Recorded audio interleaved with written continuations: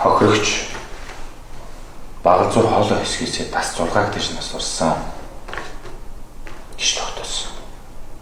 Тэгээ бид нэр судалж үзээд энийг аратан амьтанд хазууч гэж бодсон л доо. Гэхдээ хадсан амьтны шүдний ормыг харахаар тэгж бодогдохгүй.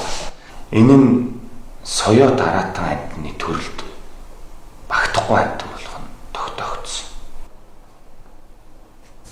Өнөөдөр яг ийм дуудлага 100% нэлээд дуутай ирсэн. Одоо судалгаа зогсоод илрүүлэлтэнд орно. Өтөч. Ойлгож байна. Ойлгож байна. Бид нэр ажиллаж байгаа.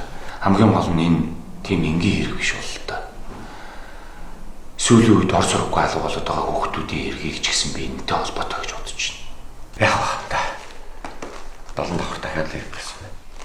Мэдсэн байгаа.